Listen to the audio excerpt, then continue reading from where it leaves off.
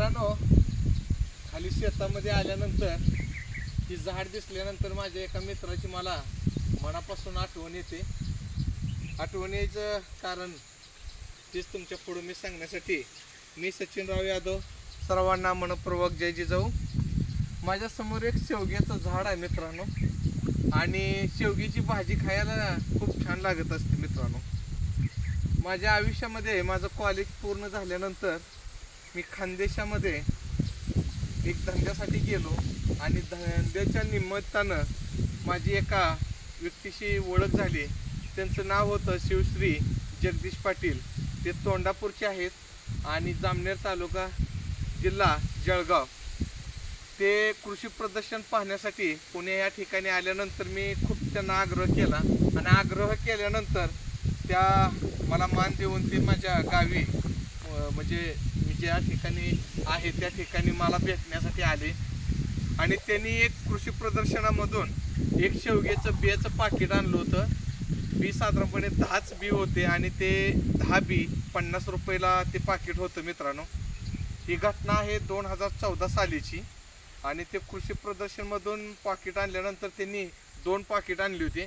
एक पाकिट आम्हाला दिलं तुम्ही लावा म्हणून. मित्रांनो, हे 5 ते 6 बी लावले होते आणि कालांतराने सर्व शेतीच्या ट्रॅक्टरच्या ह्यानं जनावरांच्या ह्यानं ते झाडं मोडली जातात आणि मोडल्यानंतर हे झाड फक्त जगलेलं आहे. आणि हे झाड सुद्धा बरेच 2 ते 3 वेळा मोडलेलं आहे. परत अजून फुटवा येतो आणि पुन्हा अजून फुटून येतं. आणि मित्रांनो, आज 27 जून 2025 या रोजी आज मी तुमच्या समोर हा व्हिडिओ बनवत आहे. आणि त्याला अतिशय या वातावरणात पाऊस मोठ्या प्रमाणात झाला, वारा मोठ्या प्रमाणात होता, तरी हे जे फुल गळती न होता अतिशय चांगल्या पद्धतीनं सेटिंग होऊन शेंगा येतात. मित्रांनो, ही जी जात कोणती ही मला माहीत नाही, पण हे साधारणपणे 1-1.5 फुटापर्यंत शेंग ते 2 फुटापर्यंत शेंग जाते. चवीला अतिशय चांगले आहे मित्रांनो. आमच्या वस्तीवरचे पूर्ण ह्या शेवग्याच्या शेंगा खातात.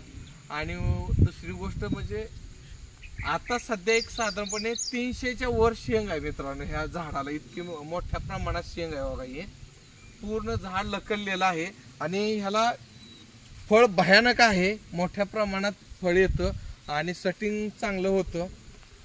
ह्याच्या निमित्त सांगायचं मित्रांनो, हे झाड बघितल्यानंतर माझे मित्र जगदीश पाटील यांची मला मनापासून आठवण येते. मला ह्याचा जो व्हिडिओ आहे ह्याच्यातून एक संदेश द्यायचा आहे मित्रांनो. आपले मित्र असतील, जवळचे नातेवाईक असतील, त्यांना आपण पैसा दिला, काही वस्तू दिली की आठवण राहत नाही. पण मित्रांनो, असं एक झाड द्यायचं की त्या झाडाचं फळ खाताना त्या झाडाच्या जवळ आल्यानंतर आपल्या मित्राची नक्की आठवण येते. हे झाड पाहिल्यानंतर माझ्या मित्राची मनापासून आठवण येते. सातत्यानं मला ज्यावेळी मी एक जात असतो त्यावेळी माझ्या मित्राचं ही झाडाची स्तुती होत असते. सातत्यानं हे फळांचे शेंगाच्या लोक स्तुती करतात त्यावेळी माझ्या मित्राची आठवण मला येत असते मित्रांनो.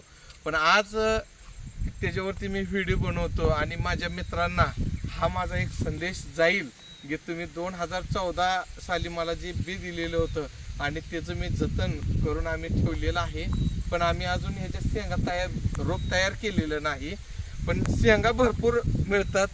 आणि दुसरी गोष्ट, ह्याच्यामध्ये बी आणि शेंगा करत असताना ह्याच्यात गाभा जास्त आहे आणि चवीला अतिशय उत्कृष्ट शेंगा आहे. आता त्यांना जर आपण विचारलं तर त्यांना सुद्धा माहीत नाही की ही जी जात कोणती आहे आणि मला बी माहीत नाही. पण शेंग चांगली आहे. असंच आपल्या मित्रांना आंब्याची झाड असतील, शेंगा असतील, चिंचेचं, नारळाचं, कशाचंही झाड भेट दिलं पाहिजे मित्रांनो. आणि आपल्या त्याच्यातूनच एक आपल्या मित्राचं एक आठवण जागृत होते मित्रांनो. परपंचाच्या मागं आपण असतो, कोणाची आठवण येत नाही, पण असं झाड पाहिल्यानंतर नक्की आठवण येते. माझ्या मित्राला आज मी मनापासून शुभेच्छा देतो. असं मला झाड दिलं आणि माझ्या आयुष्यामध्ये एक उणीव भरून आणली. असंच मी त्यांना झाडं कुणालाही माझ्या मित्रांना अशी मी झाड आता इथून पुढं भेट देणार आहे.